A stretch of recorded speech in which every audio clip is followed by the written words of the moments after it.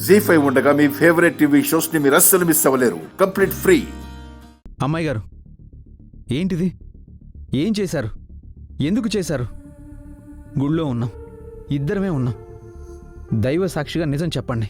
నన్నెందుకు బలిపశువుని చేశారు? నన్నెందుకు నమ్మక ద్రోహిగా నిలబెట్టారు? మీకోసం కష్టపడ్డాను. దానికి ఫలితం ఇదా? ఇదా మీరిచ్చే ప్రతిఫలం? ఇదా మీరు నాకు అందించిన బహుమానం?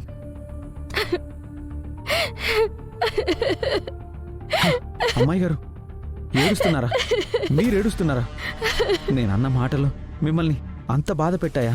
నా ఉద్దేశం మిమ్మల్ని ఏడిపించాలని కాదమ్మాయి గారు. ముందు మీరు కళ్ళు తుడుచుకోండి. నా వల్ల మీరు కన్నీళ్లు పెట్టుకోవడం ఏంటి? తుడుచుకోండి అమ్మాయి గారు.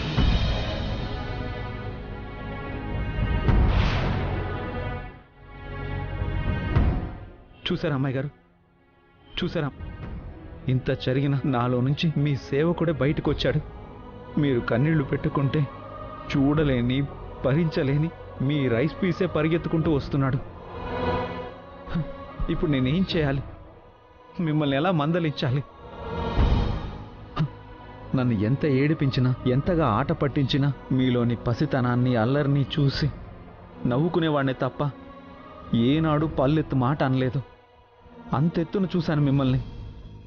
అలాంటిది నేను మిమ్మల్ని నిలదీయాల్సి వస్తుంది. మీ తొందరపాటు పనిని విమర్శించాల్సి వస్తుంది. ఇదేంటి అమ్మాయి గారు? మీ పాదాలను కూడా అపురూపంగా చూసే నేను మీ మెళ్ళో తాళి కట్టానని అందరి ముందు ఎలా అన్నారు? నా వ్యక్తిత్వాన్ని ఎందుకు దిగజార్చారు? నాలోని సంస్కారాన్ని అందరూ ప్రశ్నించేలా ఎందుకు ఏమార్చి చూపించారు? చెప్పండి అమ్మాయి గారు. ఆగండి. మీరు క్షమించమని అడగొద్దు. మీ నోటి నుంచి ఆ మాట వింటేనే చచ్చిపోతాను.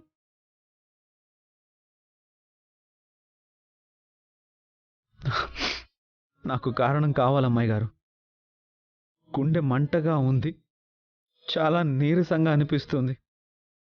నేనేంటి, అమ్మాయి గారి మెళ్ళో తాళి కట్టడం ఏంటి అని అందరూ అనుకునేలా మీరు చేయడం ఏంటి?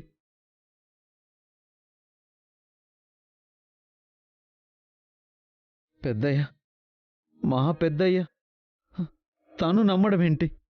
ఆయన నమ్మినందుకే నా గుండె ముక్కలైపోయింది. ఎందుకు చేశారిలా? మీకు అసలు ఇది న్యాయమేనా?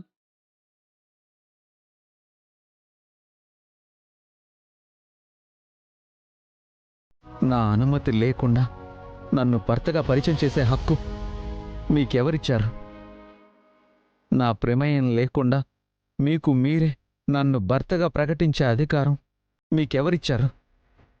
నేను కట్టని తాళి నేను కట్టినట్టుగా ఎందుకు చూపించారు?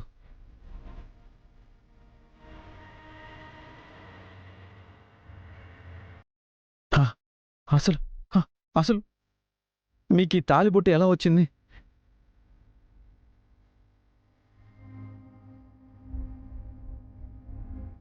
నువ్వే ఇచ్చా.